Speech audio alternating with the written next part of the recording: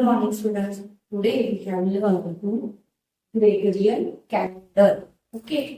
तर आपण आज ग्रेगोरियन कॅलेंडर म्हणजेच ग्रेगोरियन वर्ष या वर्षामध्ये इंग्रजी महिने आपण ज्याला इंग्रजी महिने म्हणतो. तर एकूण पूर्ण वर्षामध्ये आपले 362 किंवा 366 दिवस असतात. तर आपण बघूया JANUARY जानेवारी महिन्यामध्ये असतात 31 डेज. FEBRUARY फेब्रुवारीमध्ये असतात 28 किंवा 29 डेज असतात. मार्चमध्ये असतात 31 डेज.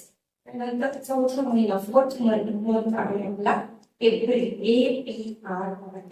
APRIL एप्रिलमध्ये असतात 30 डेज. त्यानंतर आहे MAY मे आहे 31 डेज. 6 नंबरचा मंथ आहे जून मध्ये आहे 30 डेज. त्यानंतर 7th मंथ आहे जुलै त्यामध्ये आहे 31 डेज. नंतर 8th मंथ आहे ऑगस्ट ऑगस्ट मध्ये आहे 31 डेज. त्यानंतर 9th मंथ आहे SEPTEMBR सप्टेंबर. जेव्हा स्पेलिंग केलं तेव्हा ते छोट्या छोट्या भागामध्ये वाचायचे असतात. म्हणजे SEPTEMBR सप्टेंबर त्यामध्ये असतात 30 डेज. त्यानंतर 10th नंबरचा मंथ आहे ऑक्टोबर मध्ये आहे OCTOBR. याच्यामध्ये एम नाहीये. OCTOBR ऑक्टोबर मध्ये असतात 31 डेज.